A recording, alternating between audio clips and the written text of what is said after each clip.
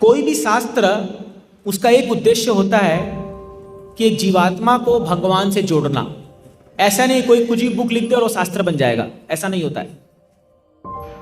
और अगर गीता पढ़ने के बाद कोई व्यक्ति भक्ति को नहीं समझा तो वास्तव में वो गीता को बिल्कुल नहीं समझा।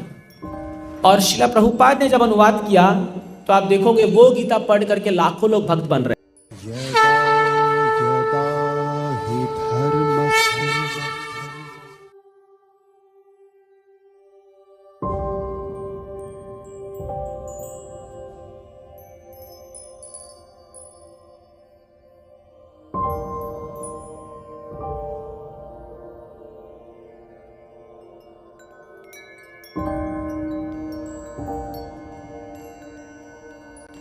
तो भगवत गीता में अनेक विषय वस्तु पर चर्चा की गई है और गीता में योगा का लैडर है।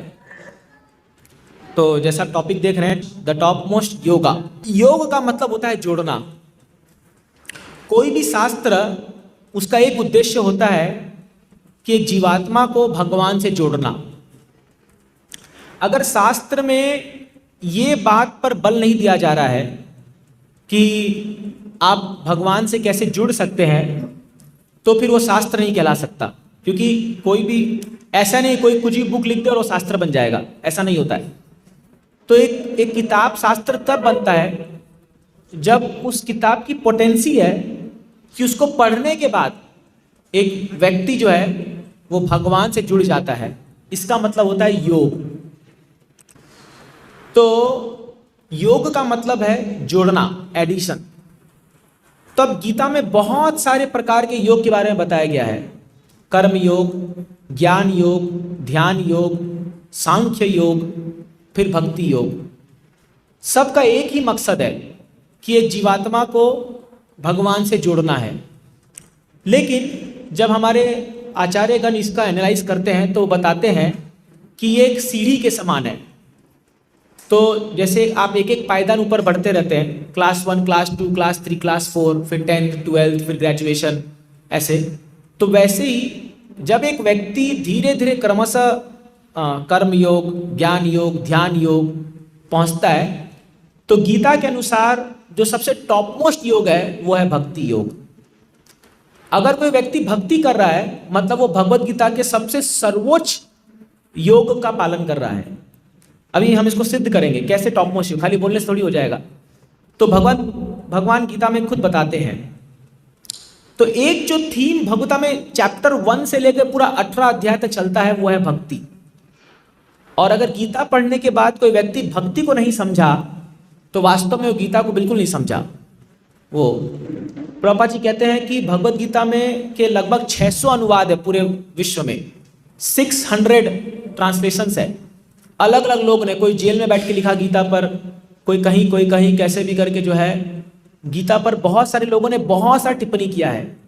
लेकिन आप देखो कि बहुत कम भक्त बने उसको पढ़ने के बाद। और श्रील प्रभुपाद ने जब अनुवाद किया तो आप देखोगे वो गीता पढ़ करके लाखों लोग भक्त बन रहे हैं। केवल एक भगवत गीता, केवल एक गीता पढ़ के लोग भक्त बन रहे हैं। क्यों? क्योंकि प्रभुपाद जी ने चैप्टर 1 से लेकर के इस चीज पर हाईलाइट किया है, भक्ति पर। तो आइए एक श्लोक हम लोग पढ़ेंगे इसमें कि भगवान कृष्ण क्या कहते हैं भक्ति के बारे में, या भक्ति योगी के बारे में क्या कहते हैं। बोलिए। योगिनामपि सर्वेषां, योगिनामपि सर्वेषां मद्गतेनान्तरात्मना, मद्गतेनान्तरात्मना श्रद्धावान् भजते यो मां, श्रद्धावान् भजते यो मां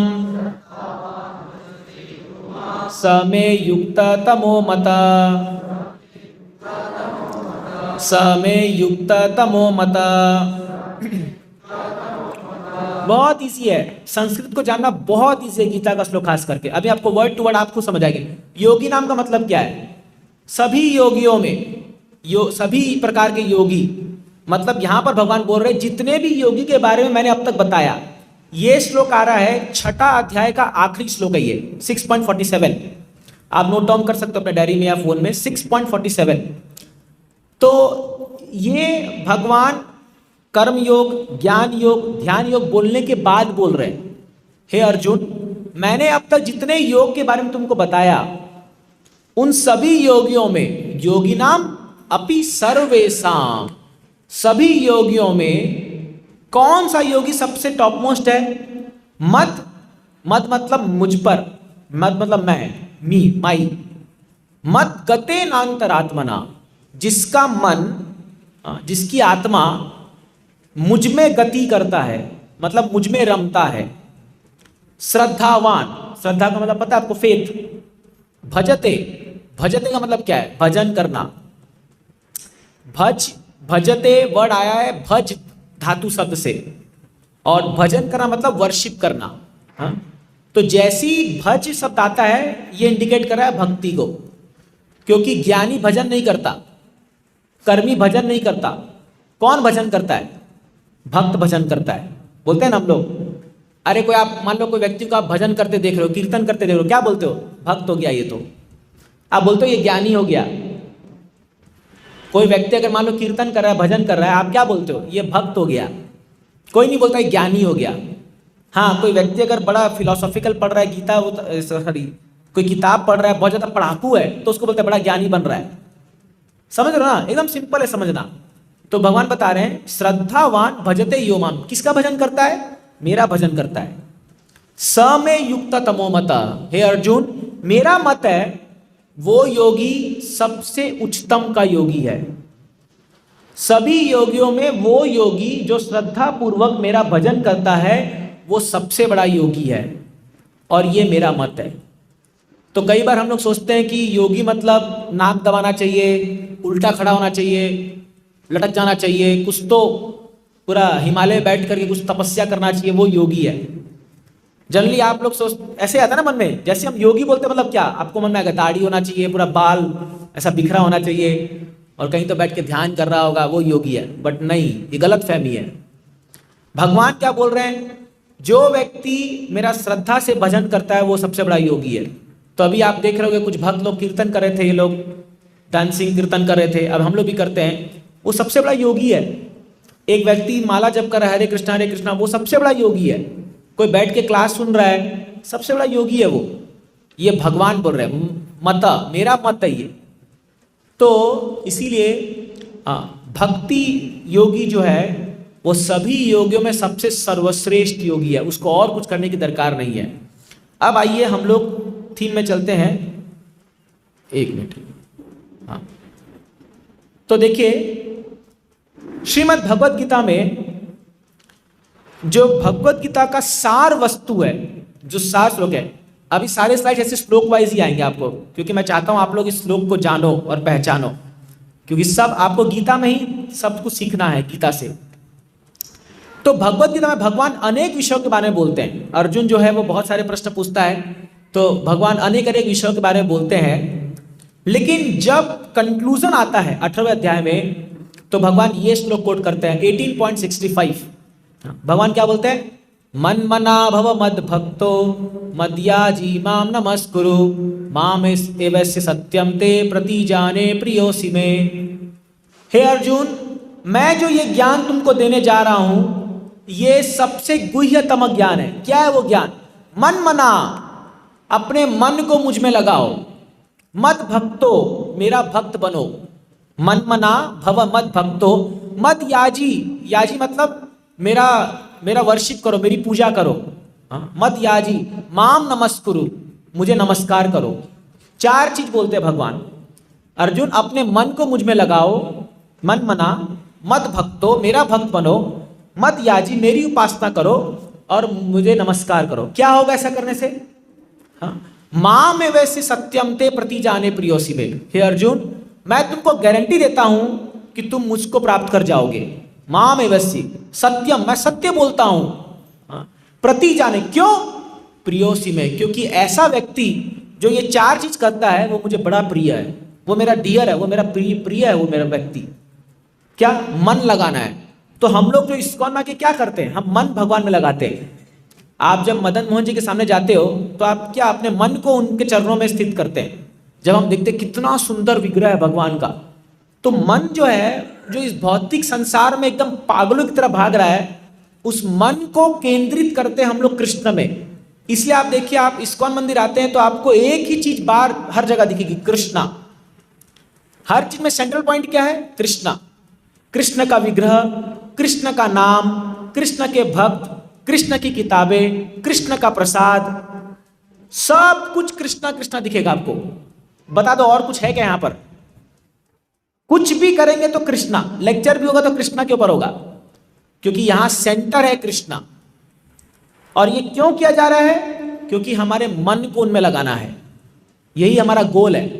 हमारा गोल क्या है लाइफ का? कि हमारा मन कृष्ण में लग जाए। अभी हमारा मन क्या है? भोग वृत्ति में हमारा मन है। अभी हमारा मन भागता है मैकडोनल्ड में, पिज्जा हट में, केएफसी में, या अलग अलग जगह में, या मूवी थिएटर में, या कोई और अन्य साधनों में जाता है हमारा मन। तो उस मन को खींच के लाने के लिए हमको उपाय चाहिए। इसीलिए बड़े बड़े मंदिर प्रभुपाद जी ने बनाए शहर के बीच में। क्या दरकार था बताओ यहां बनाने का मंदिर को? कोई बनाते आराम से जाकर के 50-60 किलोमीटर दूर जंगल में, कोई नहीं होता, हम आराम से भजन करते रहते। बट क्यों बनाया यहां पर? क्योंकि संसार में जो लोग संसारी वस्तुओं से त्रस्त है, उन लोगों के मन को खींचने के लिए यहां ये बनाया गया। और कुछ नहीं तो रेस्टोरेंट बना दिया है, उसमें समोसा, वड़ा, पिज्जा, पानीपुरी, पाव भाजी सब दे रहे। क्यों दे रहे? भाई तू कुछ नहीं कर सकता, कम से कम आके प्रसाद खा ले, है ना। मैं पहले बता चुका, कई लोग आते हैं, मंदिर नहीं आते, वहीं से चल जाते समोसा लेकर के। तो एक दिन तो आएगा अंदर ना। तो इसीलिए क्या है, ये सारा अरेंजमेंट है, मन को लगाना है कृष्ण में। तो ये कंक्लूजन है गीता का। फिर उसके अगले श्लोक में भगवान क्या बोलते हैं? सर्वधर्मान परित्यज्य मामेकं शरणं व्रज अहम त्वाम सर्व पापेभ्यो मोक्षयिष्यामि मा शुचा। अगेन ये श्लोक सुना होगा आपने, बहुत फेमस श्लोक है, 66। तो कृष्ण क्या बोल रहे हैं? अर्जुन सभी धर्मों को छोड़ दो, सर्वधर्मान परित्यज्य, त्याग दो, एक धर्म खाली पालन करो। क्या? माम एकम शरणं व्रज, खाली मेरा शरण लो। ये करने से क्या होगा? माम एकम शरणं व्रज अहम त्वाम सर्व पापेभ्यो, मैं तुम्हें सभी पापों से मुक्त कर दूंगा। मां शुच, डरो मत। तो पूरा 18 चैप्टर गीता सुनाया। उसके बाद भगवान क्या बोलते हैं? अब जो मैं बोल रहा हूं वो करो चुपचाप, ज्यादा दिमाग मत लगाओ। ये कंक्लूजन है। तो ये क्या है? ये भक्ति है। शरणागति भक्ति का लक्षण है। अगर कोई व्यक्ति भक्त नहीं है तो शरणागत नहीं हो सकता, है ना। और फिर देखिए भगवान गीता में बताते हैं कि जब भगवान अपने ऐश्वर्य का वर्णन कर रहे थे अर्जुन को, तो ये बहुत सुंदर श्लोक आता है, अहम सर्वस्य प्रभवो मत्त सर्वं प्रवर्तते इति मत्वा भजन्ते मां बुधा भाव समन्विता। बहुत फेमस श्लोक है ये, 10.8। तो 10.8 से 10.11 4 श्लोक को चतुश्लोकी गीता कहते हैं। इस पहले श्लोक में भगवान बता रहे अहम सर्वस्य प्रभवो, हे अर्जुन ये बात जान लो, इस दुनिया में सब कुछ मुझसे उत्पन्न हुआ है। मत्त सर्वम प्रवर्तते, मैं सभी चीजों का उद्गम स्थल हूं। I am the origin point. जैसे हम लोग बोलते हैं ना, गंगा कहां से आ रही है? गंगोत्री से आ रही है, यमुना यमुनोत्री से आ रही है।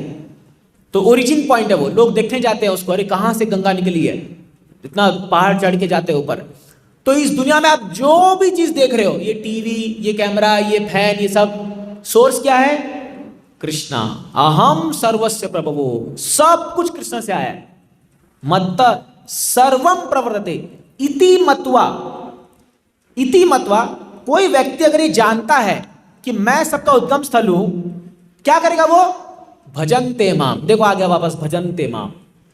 मतलब अगर कोई व्यक्ति जान गया कि भगवान कृष्ण से सब कुछ आया है, तो उसका नेक्स्ट एक्शन क्या होगा? भजन्ते माम, उसको भजन करना चाहिए। तो अगर कोई व्यक्ति भजन नहीं कर रहा है और वो बोल रहा है कि मैं जानता हूं भगवान को, वो एक नंबर का मूर्ख है। अगर आप किसी ऐसे व्यक्ति से मिले और अगर वो बोले कि मैं सब कुछ जानता हूं, मैं जानता हूं सब कुछ भगवान से आया है, लेकिन वो भगवान का भजन नहीं कर रहा, हरे कृष्ण महामंत्र जप नहीं कर रहा, मंदिर नहीं आ रहा, भगवान की सेवा नहीं कर रहा, तो वो एक नंबर का मूर्ख है। ठीक है, आप उसको बोल देना लेकिन प्रेम से बोलना। तो भजन प्रभुपाद जी बोलते थे कि जैसे उनको पूछा, प्रभुपाद जी हम कैसे प्रचार करें जा करके, तो प्रभुपाद जी बोलते थे उनके पास जाना और उनको बोलना, my dear sir, you are so great personality, आप कितने महान हो, आप ये पढ़े हो, ये पढ़ाई की हो, आप इतना पैसा कमाते हो, आप ये ऐसे ऐसे बहुत सारा गुणगान करना, और फिर बोलना, but I am sorry to say this is useless, but मैं आपसे कहना चाहता हूं ये सब बेकार है, आप भगवान कृष्ण को शरणागत हो जाओ। ऐसे प्रचार करना है ना। तो आपको नहीं, इसको प्रेम से बोलना चाहिए, तो किसी को ऐसे बोलोगे तो सुनेगा ही नहीं आगे बात।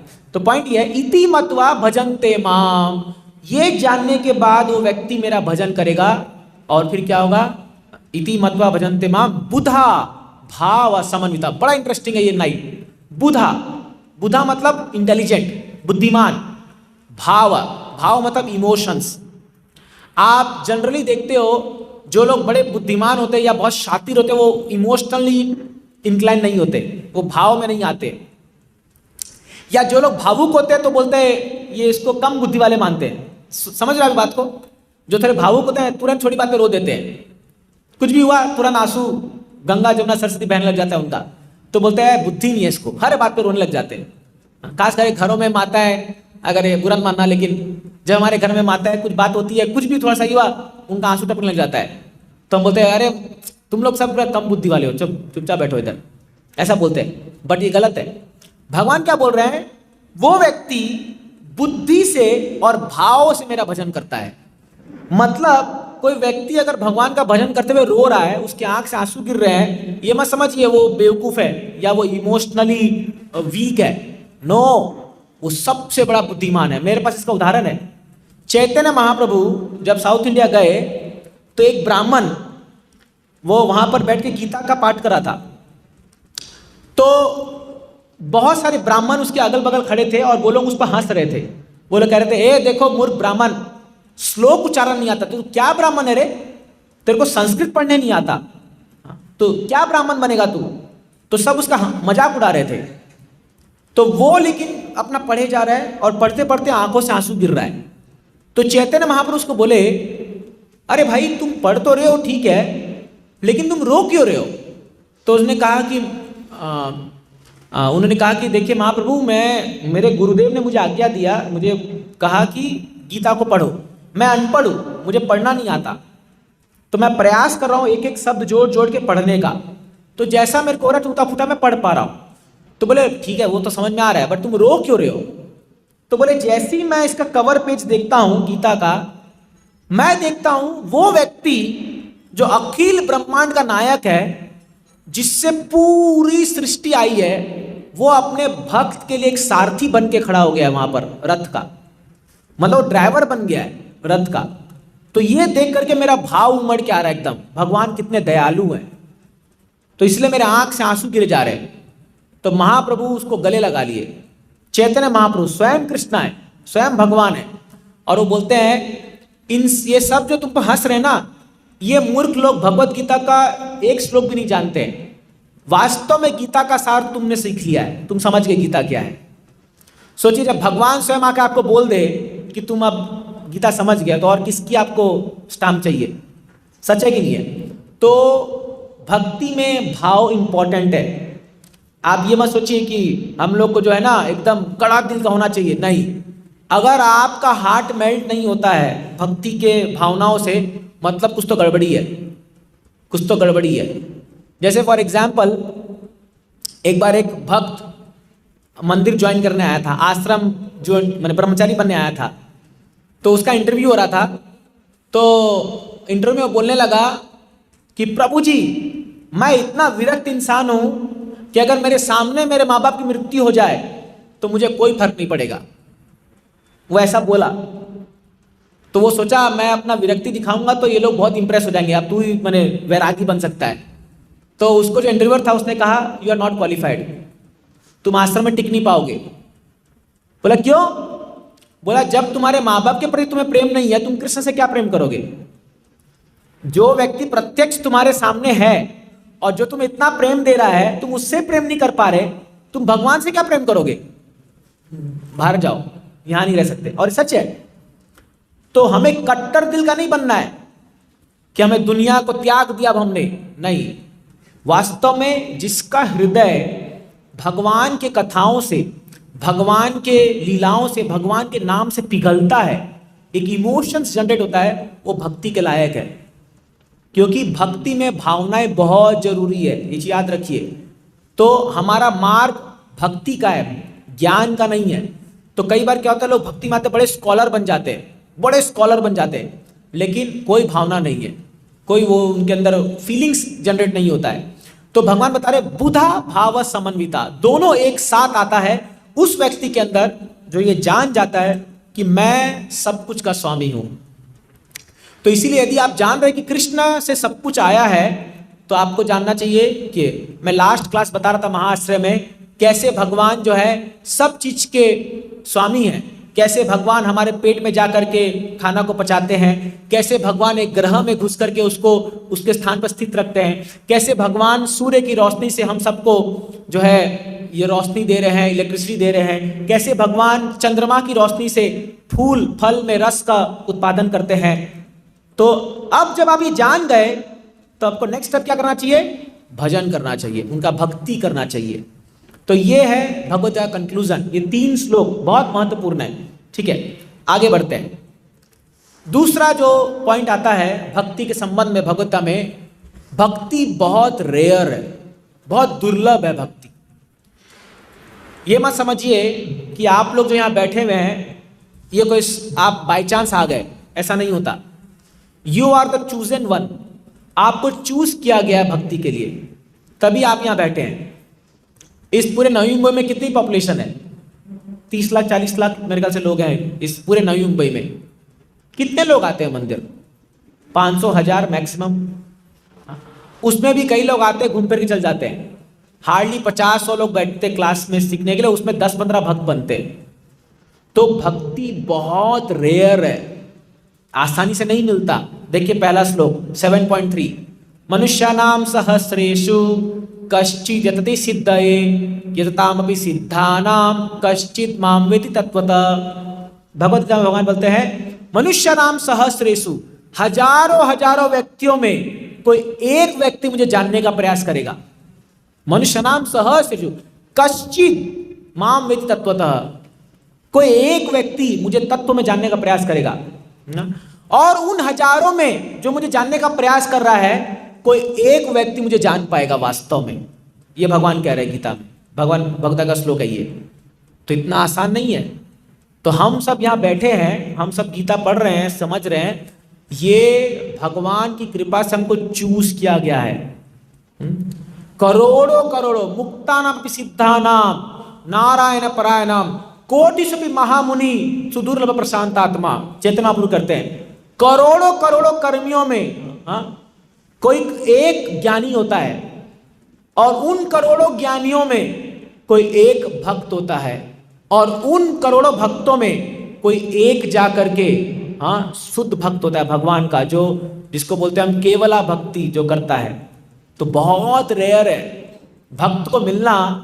अगर आपको कोई भक्त से आपका संपर्क आ रहा है तो ये आप मजाक मत समझिए इसको। प्रभुपाद जी बोलते थे कि भक्ति इतना सिंपल है कि you may just miss it, आप खो दोगे इसको ऐसी, है ना। तो जो एक भक्त आपको दे सकता है भगवान का, वो दुनिया का कोई व्यक्ति, आप बड़े बड़े करोड़पति पास चल जाइए, आपको नहीं दे पाएगा वो चीज जो आपको एक भक्त दे सकता है। क्यों? क्योंकि आपको एक भक्त कृष्ण दे सकता है। सोचिए, जिस कृष्ण की हम बात कर रहे हैं, जो समस्त ब्रह्मांड के नायक है, जो सबके मालिक है, वो किसकी प्रॉपर्टी है? वो एक भक्त की प्रॉपर्टी है।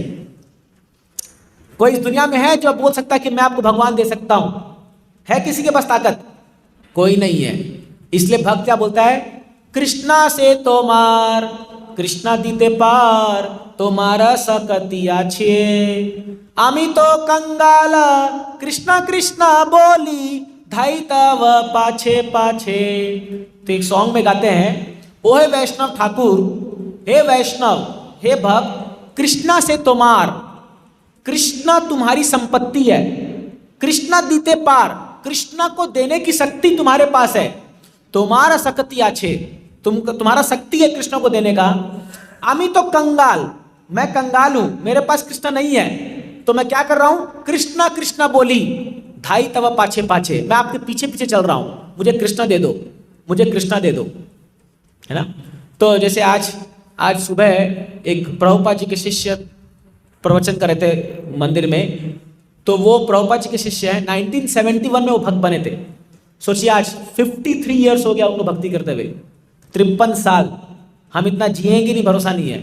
हाँ, कुछ लोग होंगे शायद 53 साल के, लेकिन उतना साल से भक्ति कर रहे। वो बोल रहे थे, तो उनसे किसने प्रश्न पूछा कि प्रभु जी, और वो अमेरिका में जन्म लिए थे, तो पूछा प्रभु जी आप क्यों भक्ति में आए। तो वो बोले देखो, ऐसा नहीं था कि हमारे पास धन की कमी थी या हमारे पास कोई धर्म नहीं था, क्योंकि वो सब क्रिश्चियन थे ऑलरेडी। बोले लेकिन जो प्रभुपाद जी ने जो हमको दिया वो कहीं नहीं मिला हमको। जो प्योरिटी था प्रभुपाद जी का, जो उनका भगवान के प्रति जो समर्पण भाव था, वो हमने कहीं नहीं देखा। इसलिए हमने अपना पूरा लाइफ डेडिकेट कर दिया प्रभुपाद जी को। हाँ, तो हमारे मूवमेंट में एक गिरिराज स्वामी महाराज है, तो उनके पिताजी उस समय कैलिफोर्निया के सबसे बड़े एडवोकेट थे। एडवोकेट मतलब लॉयर। तो आज के ज़माने में एक लॉयर या मेडिकल प्रैक्टिशनर या कोई टीचर बहुत अमीर होते हैं, लोग बहुत पैसा कमाते हैं, खासकर बहुत केसेस होते हैं वहाँ पर। तो ये इतने अमीर खानदान में जन्म लिए थे और ये भक्त बन गए समावदर। तो इनके माँ बाप आए थे प्रभुपाद जी से मिलने के लिए, और इनके पिताजी ने एक ब्लैंक चेक निकाला, और उसमें साइन मारा और प्रभुपाद जी को दिया। बोले जो अमाउंट भरना है भर लो, ब्लैंक चेक है, जो अमाउंट आपको लगता है आपको चाहिए वो भर लो, मेरे बेटे को छोड़ दो। प्रभुपाद जी को दिया था। तो प्रभुपाद जी ने कहा कि आपका चेक भी रखिए और अपना बेटा भी ले जाइए, मुझे कोई प्रॉब्लम नहीं है, अगर आपका बेटा आपको चाहिए तो ले जाइए, मुझे कोई दिक्कत नहीं है। तो गिरिराज महाराज बोले मैं थोड़ी जाऊंगा, तो वो नहीं गए। तो उनके माता पिता तो फिर पहले से बातचीत हुआ, फिर उनको प्रसाद खिलाए। तो गिरिराज महाराज की जो मदर थी, मतलब माता जी थी, वो जब प्रसाद खाई तो बोले चाहे कुछ भी हो तुम खाना बहुत अच्छा खाते हो यहाँ पर, तो ये प्रॉब्लम तो मेरे को नहीं है। बोले इतना तो मैं भी बना के नहीं खिला पाऊंगी, अमेरिका है, वहाँ रसगुल्ला रसमलाई खिला रहे प्रभुपाद जी लोगों को। तो बट पिताजी नहीं मान रहे थे, बोले नहीं तुम भक्त नहीं बन सकते, मैं इतना बड़ा लॉयर हूँ, मैं इतना पैसा वाला हूँ, मेरा इतना नाम है पूरे अमेरिका कैलिफोर्निया में, तुम भक्त नहीं बन सकते, और तुम ये धोती कुर्ता पहन रहे हो, मेरी इज्जत का क्या होगा। तो चलो, तो प्रभुपाद जी बोले जाओ 2-4 दिन बिता के आ जाना, ठीक है। तो प्रभुपाद जी उसको भेज दिए, वो गया 4-5 दिन रुका, उसका तो मन लगा नहीं, वापस आ गया मंदिर। तो आकर के बोला प्रभुपाद अरे कितना अच्छा मौका था, मेरे पिताजी चेक दे रहे थे, अब मैं तो आता ही, मेरा तो कोई चांस नहीं था कि मैं आपको छोड़ के जाऊंगा, बढ़िया पैसा भी आता मैं भी आता, मस्त था ना हमारा मंदिर ही बन जाता, पैसा भी आता, सब कुछ आता। तो प्रभुपाद जी बोले ये पैसा कुछ नहीं है मेरे लिए, तुम कई अरबों खरबों करोड़ों रुपए से ज्यादा महत्वपूर्ण हो मेरे लिए। तुम एक भक्त के सामने ये पूरे दुनिया की संपत्ति खोखली है, कुछ नहीं है उसके लिए, समझ रहे आप। एक भक्त को बचाने के लिए भगवान एक एक ब्रह्मांड को खत्म कर सकता है, आपको पता है। हाँ, एक भक्त को बचाने के लिए एक भगवान की नजर में एक डिवोटी का इतना वैल्यू है कि उनके लिए पूरा सृष्टि कुछ नहीं है, वो दोबारा से इसको तोड़ ताड़ के फिर से बना देंगे, आप समझ रहे। इसलिए भक्त बड़े रेयर होते हैं। तो devotees are not ordinary people, तो ये बहुत रेयर है भक्ति मनुष्य नाम, क्योंकि कई हजारों में कोई व्यक्ति करता है। नेक्स्ट लोग देखिए 7.19, बहुनाम जन्म नामंते ज्ञानवान माम प्रपद्यते वासुदेवम सर्वमिति स महात्मा सुदुर्लभ। भगवत भगवान बताते हैं बहुनाम जन्मानामंते, बहु जन्मों के बाद जाकर के ज्ञानवान माम प्रपद्यते। कोई व्यक्ति अगर वास्तव में ज्ञानवान होता है वो मुझे सरेंडर करता है, वो मेरा शरण में आता है। हाँ, बहुनाम जन्मानामंते ज्ञानवान माम प्रपद्यते वासुदेवम सर्वमिति। जब एक व्यक्ति जान जाता है कि वासुदेव सब कुछ है, मेरे तो गिरधर गोपाल दूसरों ना कोई, कोई नहीं और मेरे लिए संसार में। त्वमेव माता त्वमेव पिता, हम गाते हैं ना, शपिता त्वमेव बंधु च सखा त्वमेव विद्या द्रविणम त्वमेव सर्वम मम देव देव। ये खाली गाते हैं, हम लोग बचपन से देखते आ रहे हैं। कोई भी पूजा हुआ तो सब लोग ऐसे गाते हैं, आज तक मतलब समझ नहीं आया था, अब समझ में आ रहा है। ये श्लोक वास्तव में कृष्ण के लिए गाया जाता है। त्वमेव माता, हे कृष्णा आप मेरे माँ हो। त्वमेव च पिता त्वमेव, तुम ही पिता हो। त्वमेव बंधु, तुम मेरे दोस्त हो, बंधु। त्वमेव माता त्वमेव बंधु च सखा त्वमेव, तुम मेरे सखा भी हो। सखा मतलब और इंटीमेट हो गया, इंटीमेट। त्वमेव सर्वम, आप मेरे सब कुछ हो। द्रविणम, मेरा धन आप हो, मेरा परिवार आप हो, मेरा घर आप हो। और आप देव देव, सारे देवताओं में भी सबसे बड़े मेरे देव आप हो। मतलब तुम ही तो, भक्ति ठाकुर ये कहते हैं कि हे भगवान तुम ही सर्वेश्वर, आप मेरे सब कुछ हो। तो ये ज्ञान कब आएगा आपको? बहुनाम जन्मानंते, बहु जन्म तक हम जब शास्त्र का पढ़ेंगे, भक्ति करेंगे, तब आता है। और उस समय हम सरेंडर करते हैं, हे भगवान मेरा सब कुछ आपका है। स महात्मा सुदुर्लभ, सुदुर्लभ, दुर्लभ मतलब बहुत रेयर, और सुदुर्लभ मतलब एक्सट्रीमली रेयर। अगर एक ऐसा व्यक्ति आपको मिल जाए जो अपना सब कुछ त्याग करके भगवान की सेवा कर रहा है, तो सुदुर्लभ है वो वैसा व्यक्ति। महात्मा अब उसको बोला गया है भगवता में, स महात्मा सुदुर्लभ। इसलिए प्रभुपाद जैसे लोग संसार में बार बार नहीं आते, तो इसलिए जब आते हैं ये लोग, तो ये लोग एक भक्ति का लहर लेके आते हैं और हजारों लोग को तार के चले जाते हैं। समझ रहे आप? तो इसीलिए क्या है, स महात्मा सुदुर्लभ, भगवता भगवान बताते हैं। तो इसलिए इतना रेयर है भक्ति। और फिर गीता में भगवान बता रहे हैं, ये शाम त्वंतगत पापाम जनानाम पुण्य कर्मणा ते द्वंद्व मोह निर्मुक्ता भजन्ते माम दृढ़ व्रता। ये मत समझिए आप ऐसी भक्ति को पकड़ लोगे, कर लोगे, आसानी से हो जाएगा। जब तक आपके पाप कर्म खत्म नहीं होंगे, तब तक आप भक्ति में दृढ़ता पालन नहीं कर पाओगे, है ना। तो पुण्य, जिनका पुण्य उजागर हो जाता है वो भक्ति करता है। तो जो लोग भक्ति कर रहे हैं वो आप समझिए बड़े पुण्यवान लोग हैं। जरूर उनने बहुत सुकृति की अपने पूर्व जन्म में, बहुत, तब जाकर के वो भक्ति को वो समझ पा रहे। नहीं तो हम ऐसे लोग को देखते कितना ही समझा लो उनको कुछ समझता नहीं है भक्ति क्या है। तो अगर आप समझ पा रहे हैं मतलब आप बड़े पुण्यवान हैं। तो इसीलिए आपके पुण्य की जो गठरी है उसका फल अभी खुल गया है, बोल के आप भक्ति कर पा रहे हो। समझ रहा? और देखिए हम सब भक्ति कर रहे हैं, हम सब जो है एक इटर्नल लाइफ की ओर आगे बढ़ रहे हैं। जरा विचार कीजिए, सोचिए, ये जन्म हमारा आखिरी जन्म है।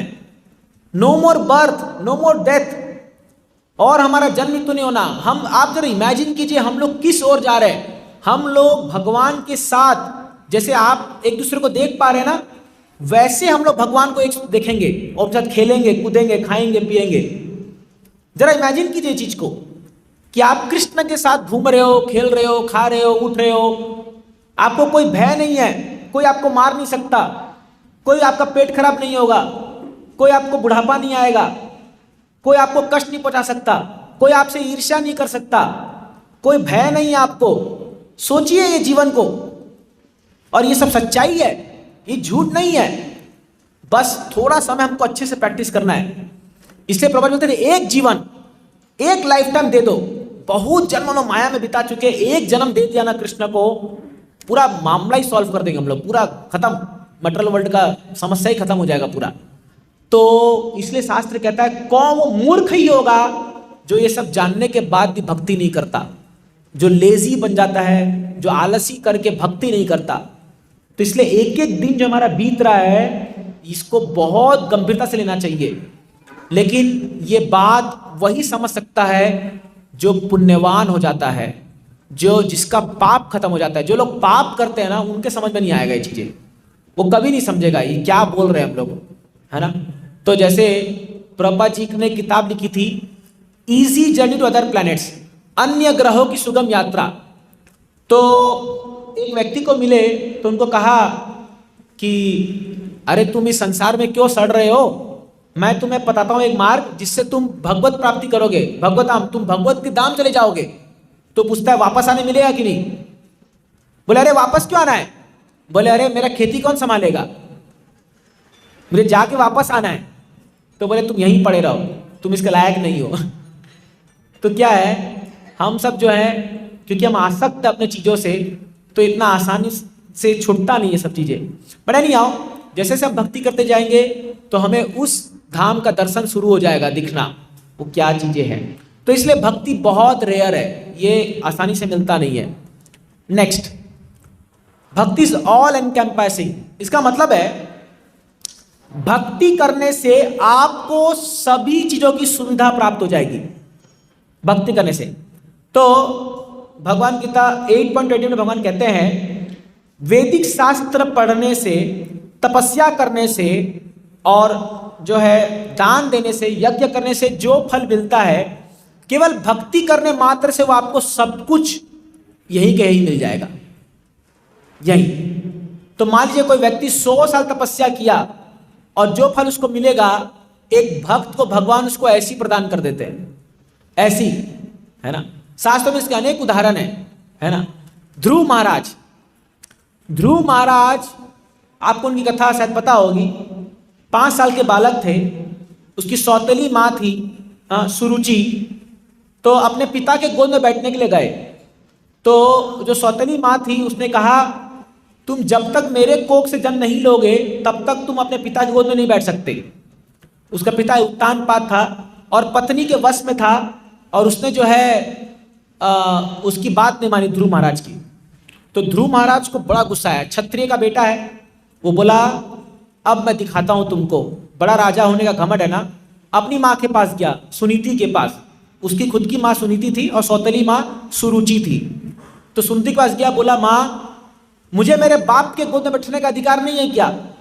तो बोली बेटा क्या करूं, तेरा बाप जो है वो इस स्त्री के चक्कर में आ गया है, वो स्त्रैण हो चुका है, अब उसकी बुद्धि काम नहीं कर रही है, क्या करना है क्या नहीं करना है, और वो मुझे तो उतना सम्मान देता नहीं है, मेरे पास कोई इसका उपाय नहीं है। तो बोले कौन है जो इसका सुलझेरा करेगा, इस समस्या का समाधान कौन देगा? बोले मैंने सुना है भगवान विष्णु सभी चीजों का समाधान करते हैं। बोले कहां मिलेंगे विष्णु? बोले मैंने सुना है जंगल में जाने से मिलते हैं विष्णु, जंगल में विष्णु मिलते हैं, ऐसा सुना है। ठीक है मैं जा रहा हूं। 5 साल का बालक, धन्य है वो माँ भी जो छोड़ दी, जा बेटा ढूंढ विष्णु को। वो जाता है, नारद मुनि आते बोलते अरे तुम्हारा तो फुटबॉल खेलने का उम्र है, तुम क्या जो है ये आके तपस्या के जंगल में जा रहे हो? तो बोला तुमको पता है विष्णु कहाँ है? बोला अरे, बोलता है उनको और बहलाते फुसलाते हैं। बोलता है, तो बोला नहीं पता, साइड हटो, मेरा टाइम वेस्ट मत करो। नारद मुनि कितना डिटरमाइंड है व्यक्ति, बहुत दृढ़ इसका ही है। नारद मुनि इसको एक पद्धति बताते हैं कि ओम नमो भगवते वासुदेवाय, ये श्लोक माने ये मंत्र देते हैं। 6 महीना, यकीन मानेंगे, पहला महीना में हर तीसरे दिन खाता था फ्रूट्स, फल। अगले महीने में हर 6 दिन में सूखे घास पत्तियां। अगले महीने में हर 9 दिन में कुछ सूखा पत्ता, हवा, पानी पीता था।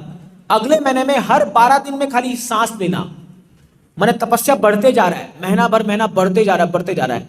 ऐसा तपस्या किया कि पूरे ब्रह्मांड का ऑक्सीजन सप्लाई बंद हो गया, पूरे ब्रह्मांड में ऑक्सीजन खत्म हो गया। उन्होंने जब श्वास लिया 12 दिन के बाद, तो पूरा जो ऑक्सीजन पूरा टान लिया और सब हाहाकार मच गया। देवता लोग पूरा सफोकेट होने लगे, बोले अरे मरने वाले हम लोग, बचाओ, कोई सिलेंडर लाओ। तो सब भागने लगे, क्या करे। तो भगवान विष्णु के पास गया, बोले क्या हो रहा है ये? बोले अरे वो मेरा भक्त जो है ना, वो तपस्या कर रहा है वहां पर। तो इसके हृदय में 6 महीने के अंदर भगवान प्रकट हो गए थे ध्रुव महाराज के अंदर में, और सडनली वो बाहर आ गए। तो जब हृदय से गायब हुए, आंख खुला, सामने खड़े, जो चीज हृदय में देख रहे हैं वो सामने खड़े हो गए। ये पूरा अवाक हो गए, अरे क्या बोलूं अभी। तो इनकी इच्छा क्या थी कि मुझे, मेरे पिता तो छोड़ो, मेरे दादा से भी बढ़कर, पर दादा, पिता उत्तानपाद, दादा स्वयंभू मनु, पर दादा ब्रह्मा जी, उनसे बड़ा राज्य चाहिए मेरे को। मतलब ब्रह्मा जी से बड़ा राज्य चाहिए मेरे को। ये उनका मेटरल डिजायर था। हमारा इतना डिजायर भी नहीं हो सकता। तो भगवान जब आए, देखा भगवान को, तो ये कुछ बोल ही नहीं पाए, पूरा मुंह कंठ अवरोध हो गया, पूरा हृदय पिघल गया एकदम।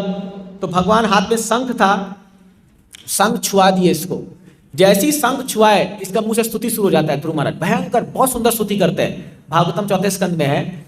और फिर बोलते हैं, भगवान बोलते हैं ध्रुव मांगो, कुछ मांगने के लिए आए थे ना, मैं तुमसे खुश हूं, मांगो क्या मांगना है। बोले क्या मांगना है, कुछ नहीं चाहिए मेरे को। स्वामिन की ताश में वरम न याचेत, हे भगवान आप जैसा हीरा मेरे को मिल गया, और क्या चाहिए मेरे को जिंदगी में, कुछ नहीं चाहिए मेरे को। तो बोले ध्रुव नहीं, जो व्यक्ति मेरा भजन करता है, यदि उसके मन में कुछ इच्छा है तो मैं उसको भी पूरा करूंगा। तो भगवान ने डबल बोनस दिया उसको भक्ति तो दिया ही दिया, साथ में ध्रुव तारा करके बड़ा राज्य भी दे दिया उसको। बोला तुम 36,000 साल तक इस राज्य को भोगोगे, लेकिन तुम्हारा इंद्रियां जो है वो कभी भटकेगी नहीं, मैं तुम माया तुम्हें छुएगी नहीं। और 36,000 साल बाद ध्रुव महाराज मृत्यु के सिर पर पांव रख करके प्लेन में बैठ के भगवत धाम गए हैं। सोचिए आप, 6 महीना का भक्ति का असर है ये क्रैश कोर्स कर दिया उन्होंने पूरा, समझ रहे आप। तो पॉइंट ये है कि आप भक्ति करोगे ना, आपको सब कुछ मिलेगा। आपको बड़ा धनवान बनना है, डोंट वरी, अरे कृष्ण से बड़ा धनवान आपको कौन बना सकता है। आपको प्रेसिडेंट बना देंगे पूरा वर्ल्ड का, या अमेरिका का एटलीस्ट बना सकते हैं, कोई बड़ा बात नहीं है उनके लिए। क्या है वहां से जो है, अभी कौन है प्रेसिडेंट वहां का, जो बिडेन ना, उसको हटाएंगे आपको बैठा देंगे, कोई बड़ी बात नहीं है भगवान के लिए, कोई बड़ी बात नहीं है। आपको राष्ट्रपति बनना है या प्रधानमंत्री बनना है या दुनिया के सबसे अमीर आदमी बनना है, उनके लिए कुछ भी नहीं है ये। It is very very simple. एक छोटे से अर्थ में, छोटा सा ये प्लेनेट है ये अर्थ, इसमें आपको बड़ा राजा बनना है, कौन सी बड़ी बात है भगवान के लिए, कोई बड़ी बात नहीं है। तो ये सब कुछ भक्ति से मिल सकता है। तो इसलिए शास्त्र कहता है कि जो भी कुछ करना है भक्ति जरूर कीजिए। और एक बात बताऊं आपको, हम सब लोग पहले इस जन्म में बहुत भोग चुके हैं। तो एक बार जैसा भी हम मंदिर निर्माण कर रहे हैं, तो एक भक्त गुरु महाराज को पूछा, गुरु महाराज अरे अगर पहले पता होता तो हम ब्रह्मचारी थोड़ी बनते, हम लोग बिजनेसमैन बनते, पैसा कमाते, मंदिर बनाते। बोले तुम कई जन्म बिजनेसमैन बन चुके हो, बहुत जन तुम करोड़ों करोड़ कमा के बहुत दान पुण्य कर चुके, तब तो जाकर के तुमको आश्रम में रहने का मौका मिल रहा है और तुम भक्ति कर पा रहे हो। तो मैं भी चौंक गया, बोला अरे वाह समझ रहे आप। तो ये यज्ञ दान तपस्या ये सब हम लोग बहुत बहुत कर चुके हैं ऑलरेडी, अब जाकर के भक्ति का मौका मिल रहा है। लेकिन अब अगर भक्ति छोड़ करके ये सब चीज के पीछे भागेंगे तो हम लोग मूर्ख है फिर। तो ये शास्त्र कहता है। तो फिर भगवान और एक स्टेप आगे बढ़ के बोलते हैं गीता में भक्ति के बारे में, महिमा के बारे में। हाँ, मामी पात विपाशित्र ये पी सुपाप योनय, हाँ तेपी यान्ति पराम गति। तो बोलते हैं हे अर्जुन, यदि कोई व्यक्ति नीचे से निचला कास्ट में भी जन्म लिया हो, उसका जन्म बहुत ही लो क्यों ना हो, वो भी सबसे हाईएस्ट प्राप्त कर सकता है मेरी भक्ति करके। उदाहरण है भगवान राम जी को किसका उद्धार किया, केवट का उद्धार किया भगवान राम। वो एक भील था, उनका मित्र जो था ना वो। तो आप देखिए इसमें कोई कंसिडरेशन नहीं है कि आप गरीब घर से पैदा हुए, कि अमीर घर में पैदा हुए, कि आपका कास्ट ऊंचा ब्राह्मण है, कि आप एक शूद्र हैं, कि आप चांडाल है। अरे जब प्रभुपाद जी ने म्लेच्छों का उद्धार कर दिया, जो गाय मांस खाने वाले लोगों को प्रभुपाद जी ने शुद्ध भक्त बना दिया, तो ये सब क्या है फिर, ये भक्ति की महिमा है। समझ रहे आप। तो कोई क्राइटेरिया नहीं है कि कोई भक्ति नहीं कर सकता है। और फिर भगवान बोलते हैं ये भक्ति इतना इतना डायरेक्ट रिजल्ट देता है, राज विद्या राजगुह्यम पवित्रम इदम उत्तमम, हाँ प्रत्यक्षवागमम धर्म्यम सुसुखम कर्तुम अव्ययम। प्रत्यक्ष, इसका रिजल्ट आपको डायरेक्ट दिखेगा। डायरेक्ट कैसे दिखेगा, आप देखिए कोई व्यक्ति आता है मंदिर में, तो पहले उसके बड़े एकदम बड़े बड़े बाल होते हैं, एकदम बड़ा दाढ़ी। अभी आप यकीन नहीं मानेंगे, अभी 2 साधु, एक गायत्री परिवार के यहाँ पर चल रहा था ना जो यज्ञ, तो यज्ञ में 2 साधु आए थे कहीं से। तो वो जब यज्ञ खत्म हो गया तो वो लोग बोले चलो इस्कॉन चलते हैं। तो इस्कॉन आए थे 2 दिन पहले ही, और यहाँ पर अपना सब बोरिया बिस्तर लेके आए और बोले हमको 1 दिन रहने का मौका दीजिए। तो हमारे टेम्पल कमांडर ने बोला ठीक है चलो भाई तुम साधु हो रह लो। तो बड़े बड़े दाढ़ी था उनका, एकदम यहाँ बड़ा बड़ा दाढ़ी, पूरा जटा वटा बांध के रखे थे, पूरा किए थे, ठीक है।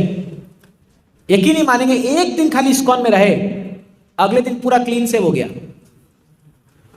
पूरा। अब आप देखोगे 2 जन वहां घूम रहे तो पूरा क्लीन सेव, क्योंकि नेक्स्ट दिन मंगल आरती में हमारे टेम्पल प्रेसिडेंट ने कह दिया उनको कि आप क्या क्योंकि वो तो पूरा साफ हो गया, अभी बड़े सुंदर दिख रहे एकदम। और फिर जो है नाम जप कर रहे हैं, प्रसाद खा रहे हैं, एक दिन के अंदर। मैं बोला यार गजब ट्रांसफॉर्मेशन है, एक दिन के अंदर। तो मैंने कईयों को देखा है, आते हैं 1 हफ्ते में सारी बुरी आदतें चल जाती है उनकी, 1 हफ्ते में। वो 1 हफ्ता मंदिर में रहते हैं, तुरंत जीन्स पैंट वैंट सब खत्म, धोती कुर्ता आ जाता है, बाल मुंडन हो जाता है, पूरा सफाचट हो जाता है, तिलक लगाने लग जाते हैं। प्रत्यक्ष वागमम धर्म्यम, प्रत्यक्ष दिखता है चेंजेस। देख ये ट्रांसफॉर्मेशन है। तो धर्म कोई पालन कर रहा है, उसके जीवन में कुछ बदलाव दिखना चाहिए। लेकिन आप अगर धर्म पालन कर रहे हैं, आप बोल रहे हैं मैं भक्ति कर रहा हूं, पर आप ज्यों के त्यों हो, कुछ हो ही नहीं रहा अंदर, मतलब आप पालन नहीं कर रहे हो, खाली दिखावा कर रहे हैं हम तो। फिर तो इसलिए भक्ति इतनी पावरफुल होती है, एक मोमेंट, लव मात्र साधु संग सर्व सिद्धि हो, एक मोमेंट काफी है। एक मोमेंट, एक क्षण अगर कोई साधु का आपको प्रॉपर संग मिल गया, वो आपके जीवन से पूरा मोह काट देगा, इतना पावरफुल होता है वो भक्ति। तो इसलिए भगवान बताते हैं कि भक्ति की जो महिमा है ये इतनी महान है कि एक व्यक्ति को पूरे निकृष्ट से लेकर के उत्कृष्ट बना सकता है, ये ऐसा कर सकता है। तो ये 3rd पॉइंट था। नेक्स्ट पॉइंट है भक्ति बहुत सरल है। अभी मैंने कुछ देर पहले बताया कि भक्ति इज वेरी रेयर, बहुत दुर्लभ है, लेकिन बहुत आसान भी है। कैसे? देखिए गीता का श्लोक 2.59, विषया विनिवर्तन्ते निरारस्य देहिना रसोवर्जम रसोप्यस्य परम दिशा। प्रभु जी आप पीछे जाके बात कर लीजिए, प्रभु जी पीछे जाके बात कर लीजिए प्लीज। तो विषया विनिवर्तन्ते निरारस्य देहिना रसोवर्जम रसोप्यस्य परम दृष्ट्वा निवर्तते। इसका मतलब है जब कोई व्यक्ति भक्ति करता है तो उसको ऐसा ऊंचा स्वाद आता है कि वो लोअर टेस्ट को छोड़ देता है ना। तो अपने आप ये होगा, जैसे जब प्रभुपाद जी गए अमेरिका में, तो वो ना दरवाजे के पास एक बड़े भांड में इस्कॉन बुलेट्स, गुलाब जामुन या रसगुल्ला बना के रखते थे। रसगुल्ला का पूरा एक भांड रहता था। तो ये लोग आते थे मंदिर में, 2 दिन रहे, 3 दिन रहे, फिर से इनको इंद्र तृप्ति करने का मन हुआ। अब यहाँ तो सिगरेट पीने नहीं मिलेगा, शराब पीने नहीं मिलेगा। तो जैसे ही बाहर जाते थे, तो जब गेट से बाहर जा रहे तो भांड को देखते थे, बोलते थे अरे यार अब यहाँ से गए तो ये सब कहाँ मिलेगा, वापस घूम के आ जाते थे, नहीं ये नहीं छोड़ सकते हम लोग। तो प्रभुपाद जी ने पहले दिनों में उनको केवल प्रसाद खिलाया और हरिनाम कराया। तो जब एक व्यक्ति ऊंचा स्वाद महसूस करता है ना, वो नीचा छोड़ देता है। अभी कई लड़के लड़कियां जो है लोग डिस्को डांस क्लब ये सब में जाने के लिए सोचते हैं, हम बोलते रहे यहाँ मंदिर आओ नाचो, जितना नाच सकते हो नाचो। वो यहाँ नाचते कूदते बोलते रहे फ्री में इतना मजा आ रहा है कि नहीं है। तो ऊंचा स्वाद चाहिए हम लोगों को, हम सबको ऊंचा स्वाद चाहिए। भक्ति आपको इतना ऊंचा स्वाद देगा कि लोअर स्वाद अपने आप छूट जाता है, अपने आप छूट जाएगा। ये प्रत्यक्ष है और ये देखा गया है लोगों में। अभी जब हमें, जैसे कई लोग इस्कॉन में आने से पहले मांस खाते थे, तो जब वो यहाँ पर आके पनीर की सब्जी खाते हैं तो बोलते हैं अरे बाप ऐसा प्रसाद, और हमको भर भर के खिलाते हैं खाओ। तो इतना पनीर बनता है, इसलिए इस्कॉन में पनीर बहुत फेमस है। कोई फेस्टिवल और पनीर जरूर बनेगा, आप देख लो, है ना। तो ये क्योंकि अब क्या करें, लोगों को टेस्ट चाहिए वो, तो देन अगर आप उनको प्रसाद के रूप में खिला रहे हो तो सब चलता है। तो पहले हम लोग बहुत, अभी तो थोड़ा कंट्रोल हो गया, पहले भर भर के खा लेते थे और पेट पकड़ के बैठ जाते थे। तो फिर कई बार महाराज से पूछते, महाराज how to stop overeating. बोले प्रसाद खा रहे हो ना, बोले यस, तो बोले बस चलेगा। ओवर ईटिंग भी चलता है, मतलब अगर आप प्रसाद खा रहे हैं तो ज़्यादा खा लीजिए, कोई टेंशन नहीं है, क्योंकि प्रसाद वेस्ट नहीं जाएगा, चाहे आपके पेट में हो चाहे बाहर हो, उसका असर होगा। तो इसलिए क्या है, ऊंचा स्वाद चाहिए। तो ऊंचा स्वाद ये भक्ति आपको दे सकता है। दूसरा पॉइंट, ब्लिसफुली परफॉर्म्ड, बड़ा आनंद का विषय है ये भक्ति, बड़ा आनंद का विषय है। आप देखिए, अगर आनंद नहीं होता तो क्या हम लोग पागल हैं? सुबह 3:30 बजे उठ करके हम लोग 4:30 बजे 2 विग्रह के सामने नाच रहे हैं। एक दिन नहीं, एक साल नहीं, 10 साल, 20 साल, 30 साल, 40 साल। मैंने बताया ना अभी एक ओटी 53 साल। कोई व्यक्ति पागल है अपने जीवन का 50 साल, वो हर दिन सुबह 4:30 बजे 2 विग्रह के सामने नाच रहा होगा। अगर उसको कोई आनंद नहीं आ रहा है तो संभव है? बताओ, संभव है? कई बार लोग हम लोग पूछते कितना सैलरी मिलता है आपको इस्कॉन में? हम पागल हैं क्या कि हम फोकट में इतना खट रहे हैं सुबह से रात तक? बट कुछ तो मिल रहा है ना। ये है ब्लिस, ये है आनंद। वास्तव में भक्ति करोगे, इतना आनंद है, इतना आनंद है कि आप दुनिया का सारा सुख भूल जाओगे। सही में सुख भूल जाओगे। जैसे हमारे एक यूथ का लड़का वो आया तो वो उसकी गर्लफ्रेंड बाहर वेट कर रही थी, लेकिन वो समाधि मंदिर आ गया तो मंदिर में भक्त तो डांस करते उसको खींच लिए। तो खींच में डांस कर रहा है, उसको समय का पता ही चला। वो कॉल पे कॉल करे जा रही है, पता नहीं कहाँ चला गया ये। तो ये बीच में उसको शायद लगा कि मोबाइल आ रहा है, नाश्ता से बीच में ही आया बाहर और ये उठाया, बोला कौन? बोला कौन का? मैं। अरे बाहर मेरे को छोड़ के गए हो, कहाँ हो तुम?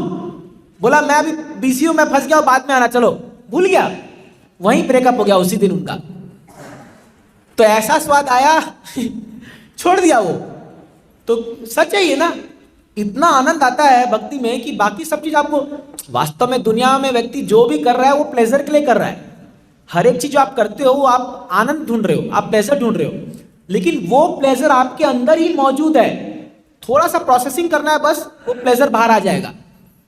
और जब वो प्लेजर आपके सामने आएगा तो आपको लगेगा मैं इतना बड़ा मूर्ख था, मैं कहां ढूंढ रहा था, मैं आनंद को कहां नहीं ढूंढा। लोग करोड़ों रुपए खर्चा करते हैं, यहां से जाएंगे अमेरिका, थाईलैंड, मालदीव, लक्षद्वीप, कहां लोग जाते हैं, खर्चा करके आते हैं। क्या देखा? पहाड़ देखा, वादियां देखी, झरना देखा। अरे क्या मतलब है? कुछ नहीं है। सच बता रहा हूं मैं आपको कोई उसमें आनंद नहीं है। वो खाली बोलने के लिए होता है हम जाके अमेरिका जाके आए।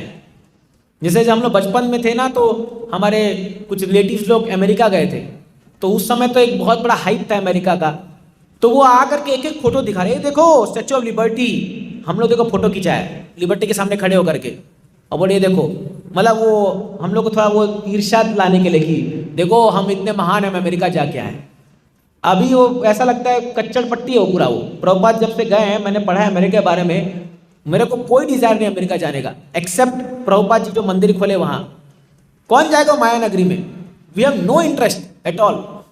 तो आप इसके बोल रहे हैं, एक शुद्ध भक्त है, उसके लिए तो पूरा स्वर्ग लोक भी उसके लिए एकदम निरर्थक है। उसको लगता है कि ये फालतू जगह एकदम। सोचिए आप, फालतू। जब एक जीवात्मा भगवताम जाता है ना, तो वो स्वर्ग और ऐसे 7 लोक है। हाँ, स्वर्ग, फिर स्वर्ग लोक में ऐसे 7 है, तलातल, रसातल, पाताल, ऐसे। तो नीचे क्या है? ऊपर है जो है स्वर्ग लोक, जनलोक, महरलोक, तपलोक, ब्रह्मलोक, ऐसे करके लोक है। तो वो आत्मा ना वो पार करता है, और सारे इंद्र, ब्रह्मा जी, ये सब लोग खड़े होते हैं उसका स्वागत करने के लिए कि मेरे लोक में आ जाओ। लेकिन वो सबको नकारता है, फालतू जगह ये। वो डायरेक्ट क्रॉस करके जाता है, भगवतधाम जाता है वो डायरेक्ट। अगर उसके मन में इच्छा आ गई कि थोड़ा देखो झांक करके स्वर्ग में क्या है, तुरंत वहीं चला जाएगा, फिर गया चांस। ऐसा होता है जब कोई व्यक्ति बैक टू गॉड जाता है। शास्त्र में लिखा हुआ ये चीज। गोप कुमार जब जा रहे थे तो अनेक लोक में घूमते हो जाकर के, कहीं उनका मन नहीं लगता। तो वास्तव में एक भक्त जो होता है वो इतना आनंद, अपने से प्लेजर महसूस करता है, उसको कुछ नहीं चाहिए, कुछ नहीं चाहिए। उसको 1 करोड़ रुपए आप दे दो और उसको बोलो कि तुम माला जप मत करो, वो नहीं लेगा। जब सुखदेव गोस्वामी भागवतम बोलने जा रहे थे परीक्षित महाराज को, देवता लोग अमृत का कलश लेके आए थे स्वर्ग से, और सुखदेव गोस्वामी को कहा, सुखदेव गोस्वामी आप ये अमृत ले लो, और आप, क्योंकि आप परीक्षित महाराज तो मरने जा रहे हैं, अमृत ले लो और हमको भागवतम दे दो। सुखदेव गोस्वामी बोले भाग जाओ यहां से। ये भागवतम इतना इसका महिमा है, इसके सामने ये अमृत एक कचड़े के समान है, इसका कोई वैल्यू नहीं है।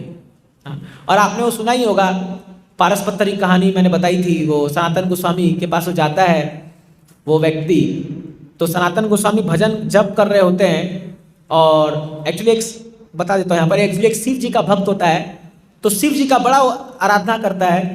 तो शिव जी एक बार प्रसन्न होकर आ जाते हैं उसके सामने, तो बोलता है क्या चाहिए? बोले महादेव मुझे अमीर बना दो, मैं बहुत गरीब हूँ, बहुत पैसा चाहिए मेरे को, तो मुझे एक ऐसा पत्थर दो जो भी चीज को चूहे वो मतलब छुआ दे वो सोना बन जाए, पारस पत्थर दो मेरे को। बोले पारस पत्थर चाहिए? बोले एक काम करो, लाओ तुम्हारा नोटपैड लाओ, मैं साइन मारता हूँ, मेरा रेफरेंस लेके जाओ, यहाँ जो है एक साधु बैठा है, वो साधु को दिखाना और उसमें पारस पत्थर दे देंगे। बोला गजब है, बहुत बढ़िया। तो वो आए, वृंदावन में आए, ये सनातन गोस्वामी बैठ के जप कर रहे थे, हरे कृष्ण मंत्र जप कर रहे थे। तो ये बोला सनातन गोस्वामी को कि साइन देखिए, लिखा हुआ है शिव जी भोलेनाथ जो भी साइन मारते होंगे, शिव जी उसका साइन था। बोले गिव हिम वन पारस पत्थर, इसको एक पारस पत्थर दे दो। तो सनातन गोस्वामी बोले ये कचरा में पड़ा हुआ है, ले लो उठा करके। कोई कूड़े में पड़ा हुआ था ऐसी पत्थर, पारस पत्थर। अभी आपको पता भी नहीं है पारस पत्थर क्या होता है। जो भी चीज छुओगे सोना बन जाएगा, जो भी चीज, टेबल छुआ सोना बन जाएगा। सोचो अगर ये टेबल सोना बन जाए, अभी सब उठा के भाग जाएंगे यहीं से, आधा किलो का तो होगा भाई। सोचिए, जो भी चीज छुओगे सोना बन जाएगा। तो सनातन गोस्वामी बोले ठीक है ले जाओ। तो ये बड़ा मेरे को पारस पत्थर मिल गया, अब मैं बनूंगा दुनिया का सबसे अमीर आदमी। तो जा रहा है, जा करके सोचता है अरे यार एक मिनट, जो आदमी पारस पत्थर को कचड़े में फेंका हुआ है, मतलब उसके पास कुछ और बड़ा पत्थर है तभी ना। पारस पत्थर को कचड़े में फेंका हुआ है, मतलब इसके पास क्या होगा?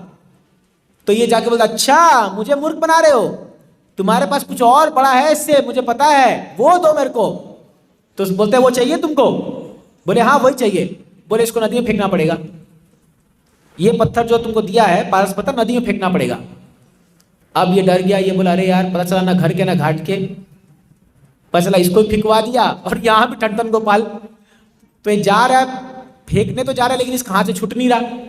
सातों समय ऐसे देख रहे फेंक उसको, तो अंत तब फेंक देता है नदी में उस पत्थर को, और बोलता है अब दो मेरे को क्या दे? बोले तुमको असली चीज चाहिए, बैठो मेरे पास सामने।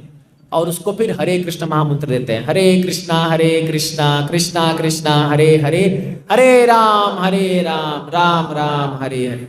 आप बोले कि पागल था है कि नहीं, क्या ये महामंत्र चक्र में पारस पत्थर फेंक दिया? बट कौन दिया महामंत्र? सनातन गोस्वामी दिए। उसका हृदय शुद्ध हो गया और इतना आनंद का अनुभूति किया वो कि पूछिए मत। तो ये जो भौतिक सुख है इस कुछ नहीं है इसके सामने। आप जब अनुभव करोगे तब आपको ये रियलाइज होगा। अभी ये बातें आपको थोड़ी सी हवा में लग रही होगी, लेकिन ऐसा भक्तों का अनुभव है ना। तो इसलिए क्या है, ये भक्ति जो है ये ऊंचा स्वाद देती है और ये बहुत जॉयफुली परफॉर्म करते हैं लोग। और तीसरा है, भगवान बहुत आसानी से खुश हो सकते हैं। पत्रम पुष्पम फलम तोयम यो में भक्त्या प्रयच्छति तदहम भक्ति अस्नामि प्रयतात्मना। बताते हैं हे अर्जुन, यदि कोई व्यक्ति बोले मैं तो गरीब हूं, मेरे पास थोड़ी 56 भोग है हर दिन उनको भोग लगाने के लिए, तो कोई टेंशन नहीं है, मुझे एक पत्ता दे दो।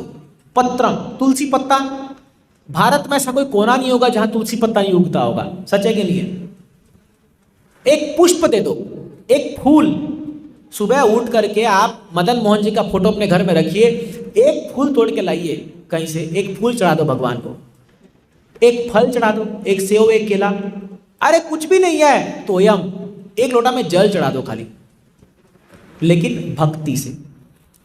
जो कोई व्यक्ति मुझे भक्ति से पत्र पुष्प फलम तो चढ़ाता है, मैं उसको पर्सनली स्वीकार करता हूं, मैं खाता हूं उसको, भगवान कहते हैं।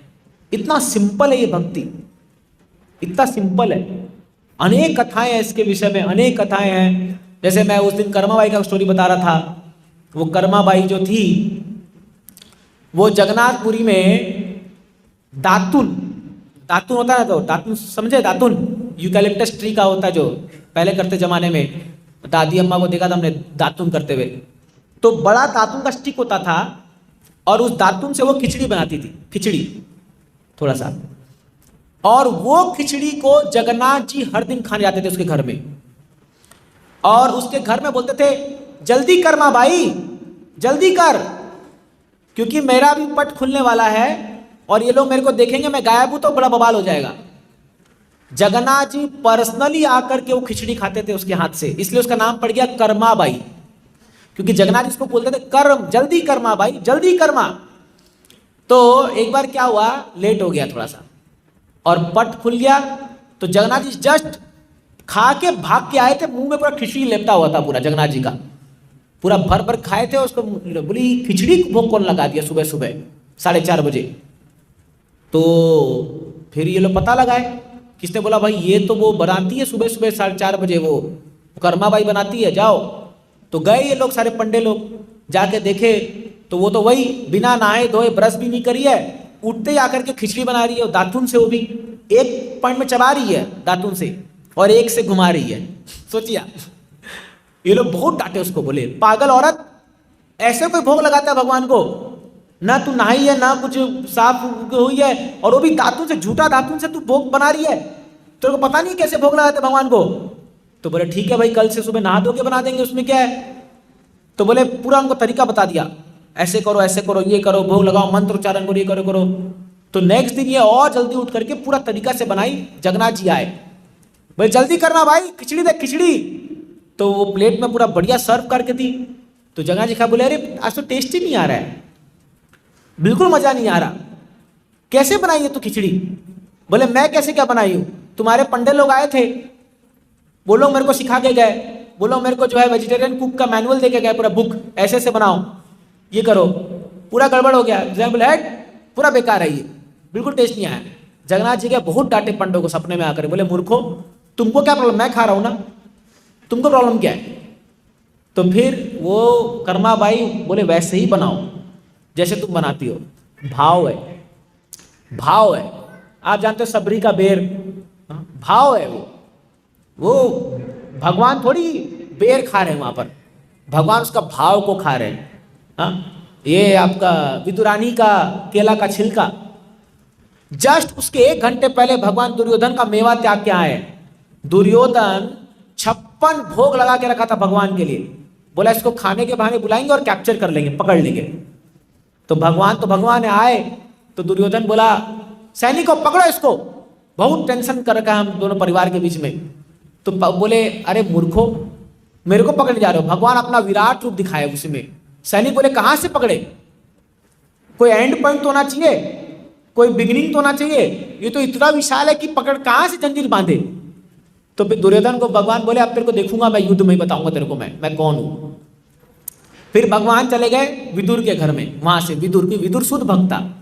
तो विदुर के घर में गए तो क्या हुआ, वो जो विदुरानी थी वो जस्ट केला तोड़ के लाई थी, कच्चा केला लाई थी सब्जी बनाने के लिए, कच्चा केला सब्जी बनाने के लिए लाई थी वो, और जस्ट सुबह सुबह का टाइम था, वो आई अपना, अब विदुर जी घर में थे नहीं, ये जाके खटखट खट कर रहे हैं कृष्णा। तो विदुरानी देखी, जैसी कृष्णा को देखी वो पागल हो गई, वो एकदम अचंभित, अरे ये कहां से आ गया अभी सुबह सुबह। तो फिर जो है वो तो कुछ शब्द है, तो वो भगवान बैठ के वहां बोले बहुत भूख लग रही है, कुछ खिलाओ मेरे को, बहुत भूख लग रही है। तो विदुरानी बोली क्या खिलाऊं, कुछ तो नहीं है, वो केला था। अब केला में क्या करेंगे, एक तो कच्चा है, तो उसको तोड़ करके उसका जो पल्प होता है, केला का पल्प और छिलका, तो पल्प को तो नीचे गिर रही है और छिलका खिला रही है, बावली हो रखी है ना पूरा, तो पल्प जो उसका केला है वो नीचे फेंक रही है और छिलका खिलाई जा रही है, और भगवान बड़े प्रेम से खाए जा रहे हैं। इधर विदुर आ गए और विदुर जाके बोले अरे क्या कर रही है। तो भगवान बोले कुछ मत बोलो, बहुत टेस्टी है ये छिलका बहुत टेस्टी लग रहा है, क्योंकि भाव से खिला रही है। तो भगवान जो है वो भाव को खाते हैं। आप 1000 आइटम बना के खिला दो, लेकिन आपके अंदर भक्ति नहीं है, भगवान उसको देखेंगे भी नहीं। और आप एक आइटम बना के खिलाओ भगवान को, लेकिन प्रेम से खिलाओगे, वो खा लेंगे। तो इसीलिए क्या है, सबसे ऊंची प्रेम सगाई। तो ये है भगवान, भक्ति इजी क्यों है, जिसके हृदय में भक्ति है, प्रेम है, वो भगवान को इजीली कॉन्कर कर जाएगा, इजीली। भगवान उसके इशारों पर नाचेंगे।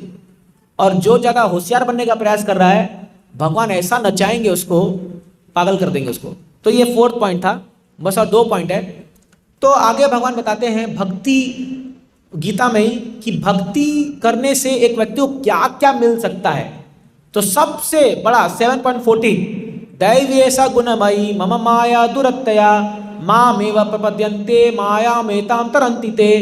ये माया को पार करना इतना मुश्किल है, इतना मुश्किल है, लेकिन भगवान क्या बोलते हैं, मामेव प्रपद्यन्ते, जो व्यक्ति मेरे शरणागत लेता है माया मेताम तरन्ति ते, माया से पार कर जाएगा।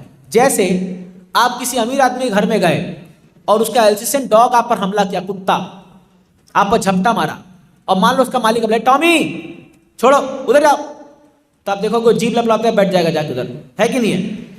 वैसे ही जब हम लोग, माया हमको अटैक कर रही है, हम जब बोलते हैं हरे कृष्णा, तो कृष्णा बोलते हैं माया साइड बैठो, डोंट टच माई डिवोटी, मेरे भक्त को मत छुओ, तो आप माया को पार कर जाओगे। ये सबसे पहला बेनिडिक्शन। दूसरा, माम च व्यभिचारेण भक्ति योगेन सेवते सगुणान समतीत्येतान माया मेताम तरन्ति ते। 3 गुण, सत्वगुण रजोगुण तमोगुण, जो हम पर छाए हुए हैं, इसको पार करना बहुत मुश्किल है, लेकिन भक्ति से आप पार कर जाओगे। अव्यभिचारी भक्ति जो करता है वो गुणातीत हो जाएगा। हमारे अंदर काम क्रोध लोभ मोह मद मत्सर जो आता है, ये रजोगुण तमोगुण से आता है, और इस गुण को पार करना बहुत मुश्किल है साधारणतः, लेकिन भक्ति से पार कर सकते हैं। 14.26 देन और बढ़कर इसका देखिए भगवान क्या बोलते हैं गीता में, अनन्य चिंतयन्तो माम ये जना पर्युपासते तेषां नित्यभियुक्तानां योगक्षेम वहाम्यहम्। कोई व्यक्ति मेरी अनन्य भक्ति करता है, उसके पास जो है उसकी रक्षा मैं करूंगा, और जो नहीं है वो मैं दूंगा। भगवान बोलते हैं I protect what he is having and I will provide what he is lacking. तो ये भगवान गारंटी दे रहे हैं। तो इस श्लोक को अर्जुन आचार्य करके एक आचार्य थे, वो पढ़ रहे थे, उनको डाउट हो गया थोड़ा सा, उनको लगा कि भाई भगवान पर्सनली नहीं करेंगे काम, भगवान किसी के थ्रू करा देंगे। मान लो आपको मोदी जी ने बोला, मोदी की गारंटी है, आपके घर में कुछ समस्या हुई, मोदी खुद आएगा आपको सेवा करने के लिए।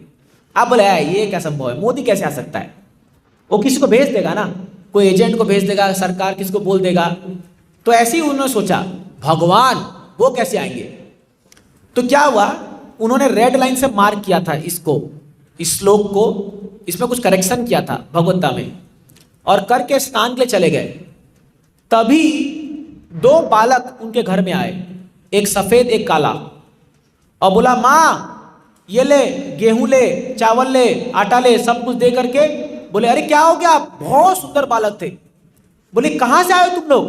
बोले कुछ नहीं, आपको जो भी सामान चाहिए 1 महीना का राशन पानी हम लाए, पूरा ला के रखे।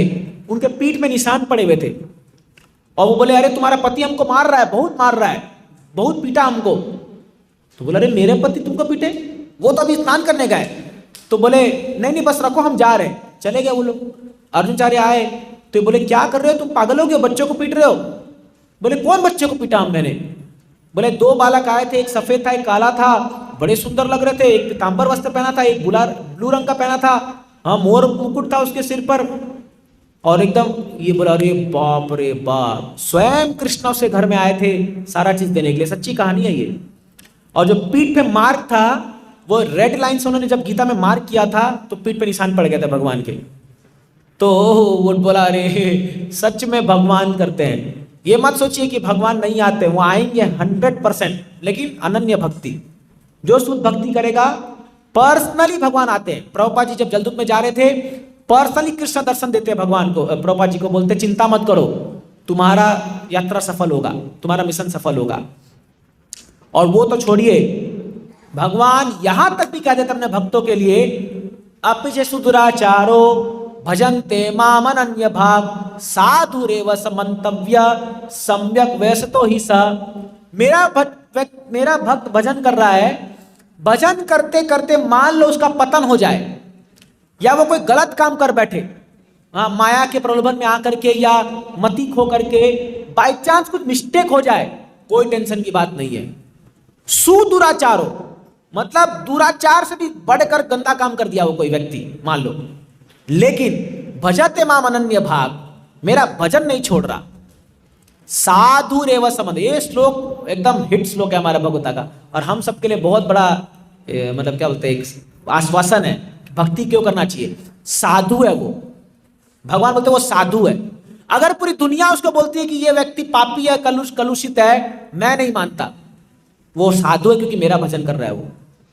ऑल्दो आप दुनिया की नजर में सबसे गंदा काम आप कर रहे हो, बाय चांस एक्सीडेंटल, इसका मतलब ये नहीं कि बढ़िया हम तो भगवान के भक्त अब सब गंदा काम करेंगे, नहीं, ये नहीं है। बाय चांस गलती हो जाए लेकिन आप भक्ति कर रहे हो, भगवान जो है माफ कर देंगे, भगवान माफ कर देते। हरे कृष्णा, थोड़ा शांति बना के रखिए प्लीज, कीप क्वाइट। भगवान माफ कर देते हैं, साधु रेव समंतव्य, भगवान बोलते हैं माफ नहीं, साधु है वो।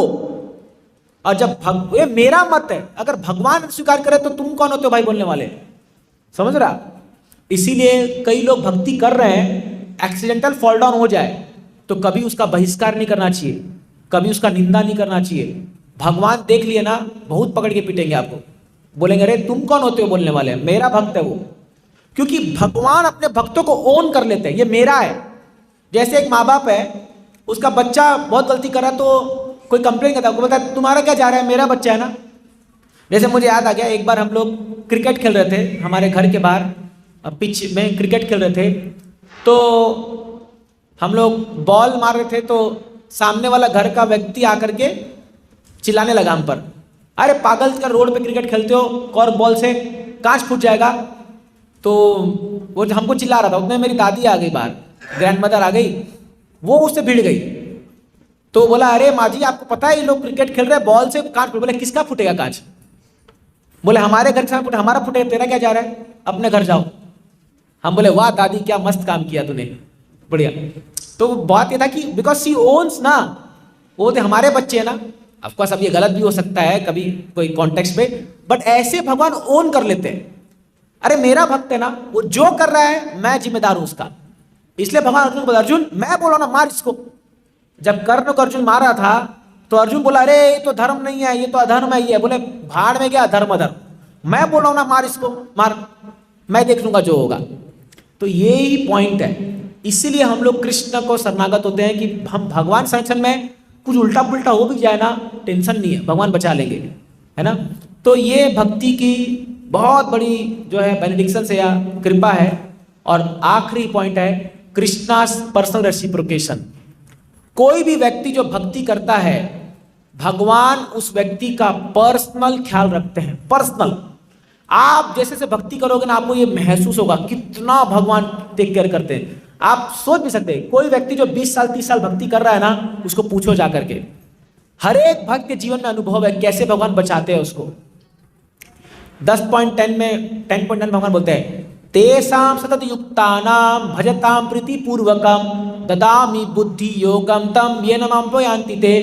कोई व्यक्ति मेरा सतत भजन कर रहा है, प्रीति पूर्वकम, प्रेम पूर्वक मेरा भजन कर रहा है, मैं उसको बुद्धि देता हूं मेरे पास कैसे आना है, मैं बुद्धि दूंगा क्योंकि भगवान अंदर बैठे हुए। और तो और नेक्स्ट श्लोक बोलते हैं तेषामेवानुकं पार्थम अहम अज्ञानजं तम नास्यामि आत्म भावस्तो ज्ञान दीपेन भास्वत। उसके हृदय में जो अंधकार है मैं उसको टॉर्च लाइट जला करके पूरा रोशन कर दूंगा उसके हृदय को। भगवान बोलते हैं कोई जो मेरा भजन कर रहा है, तो ज्यादा दूर नहीं है, ज्यादा देरी नहीं है, केवल भगवान का भक्ति कीजिए, सारा इग्नोरेंस खत्म हो जाएगा, सारा पाप खत्म हो जाएगा, सारा जो हमारे अंदर गंदगी है सब खत्म होने वाला है। थोड़ा समय का बस देरी है, थोड़ा टाइम वेट कीजिए, सब कुछ आने वाला है। भगवान खुद बोल रहे हैं। और भगवान क्या बोल रहे हैं ये मैंने बताया पिछले पूरा चारों। और फिर नेक्स्ट भगवान क्या बोलते हैं, अरे मेरा जो भक्त है मैं उसको इतना प्रेम करता हूं, तेषामहं समुद्धर्ता मृत्यु संसार सागरात भवामि में चिरात पार्थ। तो बोलते हैं मैं उसको पर्सनली उठा करके इस जन्म मृत्यु के संसार से लेकर के अपने धाम में स्थित कर देता हूं पर्सनली। स्विफ्ट डिलीवरर लिखा हुआ है उसमें, प्रभुपाद लिखते हैं आसानी से आपको उठा करके भगवत ले जाएंगे भगवान, आपको पता भी नहीं चलेगा। जैसे हम लोग जब एंड टाइम में मृत्यु जब आएगी तो एक भक्त क्या है, भजन दिन जिंदगी भर किया, एंड टाइम में आराम से भगवान का स्मरण करते हुए शरीर छोड़ेगा और जस्ट पलक झपकाएगा भगवताम में उठ के उठेगा। उसको लगेगा जैसे सपना, जैसे सपना होता है ना, आप लोग कोई भयंकर सपना देखते हैं तो सुबह उठते हैं अरे बच गया मैं, तो वैसे ही है ये जन्म ऐसा ही रहेगा। आपको लगेगा एक ड्रीम मैं देख रहा था, और आप वहाँ उठ जाओगे और आप भगवान के समक्ष होगे, ये भगवान करके देंगे पर्सनली, जो उनका भक्ति करेगा। भगवान गीता में बताते हैं। एक बार एक आचार्य भगवान का सामने प्रार्थना करते, भगवान मैं इतना भजन कर रहा हूँ, मान लो अंत समय में आकर के अगर मेरे को आपका स्मरण नहीं हुआ तो मेरा क्या होगा, मेरा तो जीवन बर्बाद हो गया। तो बोले पागल, तू मुझे याद नहीं करेगा तो क्या होगा, मैं तो याद करूंगा। तो अगर आप जिंदगी भर किसी को याद कर रहे हो तो वो आपको याद नहीं करेंगे, एंड टाइम में भगवान याद करेंगे। तो इसलिए क्या है, ये भक्ति का महिमा है। तो भगवान पर्सनली, हम एक एक प्रत्येक लोगों का ख्याल रखते हैं पर्सनली। आप इसको जब रियलाइज करोगे ना तो यू विल फील सो एनग्लैडेड कि अरे यार क्या है ये चीजें। आपको महसूस होगा कैसे भगवान, आप अपने जीवन को जब फ्लैशबैक में लेके जाओगे ना, आप देखो कैसे भगवान आपको बड़े से बड़े विकट स्थिति से उठा करके चुप कैसे आराम से बिठा दिए और आप आनंद के सागर में डूब रहे हो। ये कर देंगे भगवान। तो ये पर्सनल रेस्पिरेशन करते हैं। तो ये गीता में भगवान बताते हैं। तो मैंने अभी जो है बहुत सारे श्लोक हमने यहाँ पढ़े, बहुत सारा इतना पता नहीं नोट डाउन किया नहीं, और मैं पीपीटी शेयर कर दूंगा इसको ग्रुप पे। तो आप इन श्लोकों को याद कीजिए, ये सब हिट श्लोक है भगवद्गीता के, इसको याद करना चाहिए, पढ़ना चाहिए। ये श्लोक पढ़ने से क्या होता है, जब कोई डिफिकल्ट सिचुएशन आएगा आपको ये श्लोक याद आ जाएगा, और उसको याद आने से आपको बड़ा एक सहानुभूति फील होगा, आपको एक बहुत शेल्टर फील होगा। तो पढ़ना चाहिए इनको। तो ये गीता का आज पहला थीम हमने लिया, भक्ति। तो भक्ति के विषय में बहुत सारी चर्चा हमने की। तो ये भक्ति की महिमा है, और पूरे शास्त्र गीता भागवतम इसका जोरों से गुणगान करते हैं कि भक्ति भक्ति करो, भक्ति करो। यही एक मार्ग है जो जीवन के सर्वोच्च सिद्धि को प्राप्त करके देगा हमको, ये भक्ति मार्ग से। तो मैं यहीं पर स्टॉप करूंगा। कोई प्रश्न है या कोई चीज़ आपको समझ में नहीं आई, आपको ऐड करना है तो आप बोल सकते हैं। हरे कृष्णा। प्रभु जी पूछ रहे हैं, मैं समझ गया आप क्या बोल रहे हो, कि जब हम लोग सुनते हैं कि साधु संग करो, भक्ति करो, तो मन में डाउट भी आता है कि भाई क्या ये सच बोल रहे हैं, क्या इनका अपना हिडन एजेंडा है। ये आता है, ये स्वाभाविक है, क्योंकि इस दुनिया में हम लोग बहुत धोखा खाए हैं। तो जब एक व्यक्ति संसार में, बोलते हैं ना, दूध का जला छाछ ये फूक फूक करके पीता है, तो क्योंकि हम लोग कई जन्म से बहुत धोखा खा चुके हैं, तो हम कोई भी नया चीज़ जब स्टार्ट करने जाते हैं तो हमको बड़ा डाउट होता है कि क्या ये सच है, कि इसमें भी कुछ मिलावट है, कुछ ये है। देखिए, भक्ति करना है तो भक्ति मार्ग का पहला ही अंग है श्रद्धा। आप थोड़ा फेथ डालिए और करके देखिए, अगर आपको थोड़ा रिजल्ट आ रहा है तो फिर आगे बढ़ना। तो भक्ति ऐसा है, फले ना परिचायते। अगर आपको फल नहीं दिख रहा है तो then you should start thinking सच है कि नहीं है। तो पहले जो मार्ग बता रहे, कहीं ना कहीं तो श्रद्धा को डालना ही पड़ेगा। जैसे अभी शादी होती है तो लड़का को थोड़ी पता लड़की कैसी है, कौन है, या लड़की को थोड़ी पता है। एक फेथ डाल के शादी करते ना कि भाई ये व्यक्ति लॉयल रहेगा या वो रहेगा, बाकी भगवान की इच्छा। आप कोई भी, आप बिजनेस डालते हो, आपको पता है कि आप कितना कमाओगे या लॉस होगा कि फायदा होगा, बट एक फेथ कि हाँ भाई चलो करके देखते हैं क्या होगा। दुनिया में हर चीज ऐसी ही है।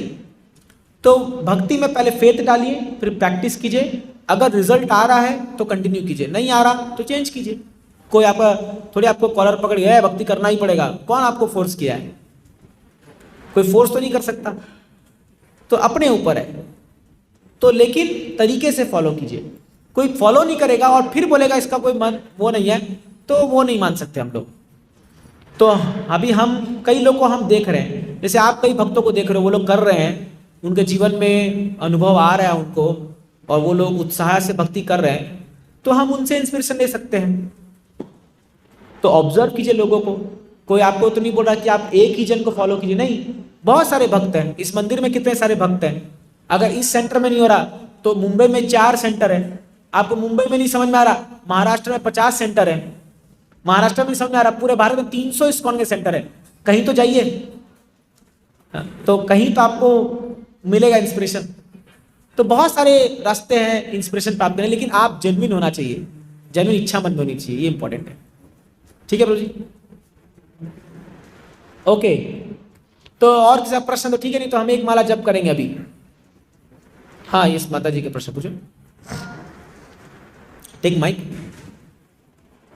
प्रभु जी, अभी आपने बोला कि एक श्लोक में दैट शुद्ध भक्त मतलब इट्स वेरी रेयर कि कोई शुद्ध भक्त है, तो इतने सारे लोगों में कोई एक शुद्ध भक्त बनता है, तो और शुद्ध भक्त भी भगवद्धाम जाता है, करेक्ट? नहीं, ये तो मैंने नहीं बोला। मैं इसी में पूछ रही हूँ, वैसा है क्या? नहीं, देखिए अभी भक्तों शुद्ध भक्त ही भगवतधाम जा सकता है, लेकिन शुद्ध भक्त कौन है? तो प्रभुपाद जी ने अपने किताबों में अलग अलग जगह में अलग अलग डेफिनेशन दिया है। तो प्रभुपाद जी कहते थे कि जैसे अभी वो फैन जो है उसका पावर ऑफ हो गया है, अभी मान लो इसको पावर ऑफ कर देंगे तो ये फिर भी घूमता रहता है, ऑन नहीं है लेकिन फिर घूम रहा है। तो ये प्रोसेस में, जैसे एक व्यक्ति मान लो शावर के नीचे है, तो आप उसको क्या बोलोगे, वो शुद्ध है कि अशुद्ध है? कोई एक व्यक्ति शावर ले रहा है अभी, शुद्ध है कि अशुद्ध है? हाँ, प्रोसेस में। तो उसी प्रकार जो भक्ति कर रहा है तरीके से अपने गुरु के आदेश पर, तो वो प्रोसेस में, ना वो अशुद्ध है ना वो शुद्ध है, बट क्योंकि वो प्रोसेस में है वो शुद्ध बन जाएगा। समझ रहे, वो शुद्ध बन जाएगा, तो वो भगवत धाम के कगार पर है। तो हम किसी को कह नहीं सकते कि ये शुद्ध भक्त है, कोई ऐसा क्राइटेरिया नहीं है। हाँ, क्राइटेरिया ये है कि वो कितने दृढ़ता से अपने गुरु के आगे को पालन कर रहा है, नियम पालन कर रहा है। तो at that level we can take inspiration from that person. But अगर आप बोलोगे तो अशुद्धि भक्त जाएगा, फिर तो सब लोग बोलेंगे क्या दरकार ही क्या फिर भक्ति करने की, काय को शुद्ध बने भाई, अशुद्धि जाना ही है। तो जैसे कई लोग बोलते हैं ये हमारा लास्ट लाइफ है, जो करना है कर लो इस जीवन में, हम तो जा ही रहे बैक टू गॉड इट, ये मजाक है क्या जाना? ऐसे नहीं मिलता है। जैसे कई लोग लिखते हैं मरने बाद स्वर्गवास हो गया उनका, पूरा जीवन पाप किया, स्वर्ग जाएगा वो? स्वर्गवास लिख करके यमदूत आके डंडे मार के लेके गए उसको नरक लो, और वो बोलते हैं स्वर्गवास हो गया उनका। अरे तुम देखे थे क्या स्वर्गवास हो गया है? तो ऐसा नहीं होता है। हर एक चीज के लिए एक लेवल बनाया गया है, वो तक पहुंचना पड़ेगा हमको। We have to reach that standard of bhakti. तो ये धीरे धीरे होगा। बट कोई व्यक्ति भक्ति में लगा हुआ है, यू शुड अंडरस्टैंड दैट ये प्रोसेस में है। इसलिए हम सीनियर डिवोटीज को रेस्पेक्ट देते हैं, क्योंकि वो 20 साल से लगा हुआ है भक्ति में, 30 साल से भक्ति में लगा हुआ है, 50 साल से भक्ति में लगा हुआ है, मतलब 50 साल से माया से लड़ रहा है वो। जैसे अगर आप मान लो आर्मी में जाओगे, तो जो आपके सीनियर्स होंगे जो 10 साल से लड़ रहे हैं युद्ध, तो आप उनको रेस्पेक्ट दोगे ना। आप अभी नए नए घुसे हो और वो 10 साल से लड़ रहा है, मतलब वो कितना एक्सपीरियंस्ड है। तो वही चीज भक्ति में भी है कि जो आपसे सीनियर है, जो आपसे ज्यादा साल से भक्ति कर रहे हैं, वी रेस्पेक्ट देम बिकॉज वो इतने साल से नियम पालन कर रहा है, माया से लड़ रहा है और डटा हुआ है भक्ति में। बट जरूरी नहीं है कि वो अभी तक जीत गया है, मतलब माया को, जरूरी नहीं है। बट स्टिल बिकॉज वो लड़ रहा है, he is glorious, that person is glorious. तो इसलिए हम जो सीनियर भक्त होते हैं उनको सम्मान देते हैं कि वो हमसे ज्यादा साल से भक्ति कर रहे हैं। समझ रहे बात को ना? बट इन द प्रोसेस भक्त बन जाएंगे। प्रभुपाद जी को पूछा गया, Prabhupada how many pure devotees are there in your movement? तो प्रभुपाद जी मैं सेक्रेटरी को बोला how many disciples I have? Prabhupada वो बोला 5000। बोले there are 5000 pure devotees in my movement. Prabhupada ji ने बोल दिया। अब ये आप लिटरली मत लीजिए इसको, बट प्रभुपाद जी क्या बोल रहे थे, ये 5000 जो मेरे मूवमेंट में दीक्षा लिए हैं, ये लोग कभी न कभी शुद्ध भक्त बन जाएंगे, क्योंकि ये लोग सही मार्ग में जुड़ गए हैं, है ना? तो जैसे मान लो अभी आप कार से निकले, यहाँ से हाईवे पकड़ लिए और आप पुणे आपको जाना है। तो जब आप निकल गए तो घर में कोई पूछता है वो कहाँ गए, हम बोलते पुणे गया वो, बट वो गया नहीं अभी तक, वो रास्ते में है। अगर रास्ते में गाड़ी ब्रेक डाउन हो गई या एक्सीडेंट हो गया, कुछ हो गया, तो वो वापस भी आ सकता है। तो अगर सब कुछ ठीक रहा तो लाइकली है कि पुणे पहुंच जाएगा। उसी प्रकार जो भक्ति में जुड़ गया, हम क्या बोलते हैं, ये तो जा रहा है Bhagavatam, he is on the way back to Godhead. इसका मतलब नहीं कि चला ही गया वो, लेकिन क्योंकि वो जुड़ गया है, अगर वो टिका रहा वो पहुंच जाएगा। समझे बात को? This is the point.